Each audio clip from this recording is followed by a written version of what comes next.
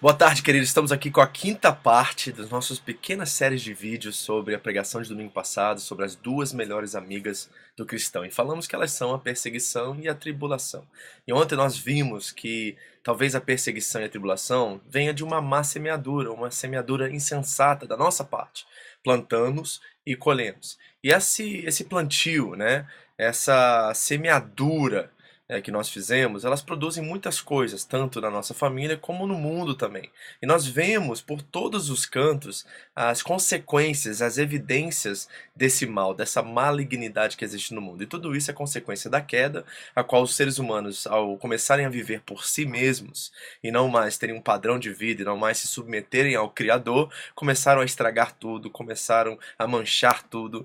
E nós temos um projeto agora, como criaturas à imagem e semelhança de Deus, como pessoas a qual o Espírito Santo habita, de sermos aqueles que redimem todas as coisas. Nós somos vocacionados para apontar Cristo, para brilhar a luz de Cristo, que é o Salvador de todos os homens, para que através do nosso testemunho, da nossa vida, do nosso exemplo, do nosso padrão de viver, possamos realmente chamar a atenção, atrair pessoas a também serem embaixadores de Cristo nessa terra e trabalhar no projeto de redenção, a qual Deus irá concluir nos últimos dias. E essa malignidade jaz por todo o mundo. E hoje é a quinta parte da nossa pequena série. É que as tribulações e as perseguições nos ensinam algo acerca da seriedade e da malignidade do pecado. E isso é algo realmente que nós precisamos rever, né?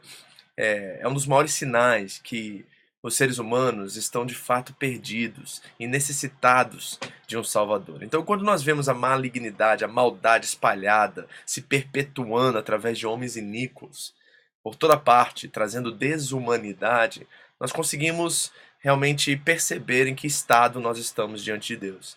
E nós que fomos redimidos, nós que já fomos alcançados pela graça, nós devemos olhar para isso de duas formas. Primeiro, repelindo isso das nossas vidas, não permitindo que isso encontre espaço no nosso coração, porque tudo começa no coração. Jesus disse que é do coração que sai todo o mal, e nós precisamos realmente estar blindados no sentido de deixar com que a graça, o amor, a gratidão sejam normas, sejam formas de viver, para que jamais possamos permitir com que a malignidade entre e assuma um lugar que ela já assumiu anteriormente.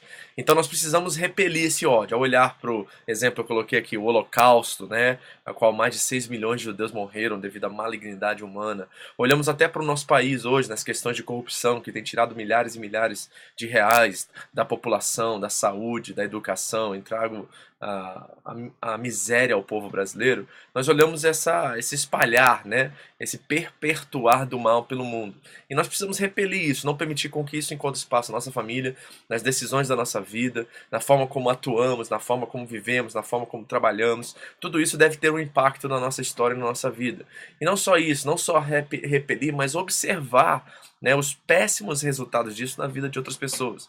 Lógico, com a proposta de levá-los à verdade, de levá-los à restauração, de realmente sermos influências para eles, mas também de olhar para isso como um mau exemplo, para que não repetimos os erros deles. Assim como Paulo disse aos Coríntios, na sua primeira carta, que nós devemos olhar para os antepassados e o que passaram na vida deles como exemplo para nós, para que também não façamos ou não buscamos a cobiça, ele vai dizer lá, da mesma forma que o povo de Israel buscou. Então, que nós possamos hoje fazer essa análise. A aplicação de hoje é o seguinte: podemos enxergar o mal no mundo? Com certeza você tem exemplos e exemplos disso ao seu redor. Nós primeiro precisamos tomar uma postura de repelir isso, não permitir com que isso encontre espaço em nossas vidas.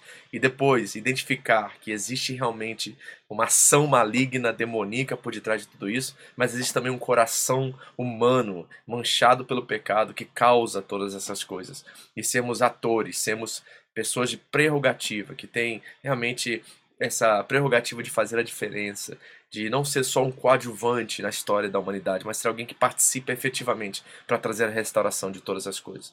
Que Deus abençoe você para repelir o mal e para dar exemplo de luz enquanto há trevas para todos os lados. Em nome de Jesus.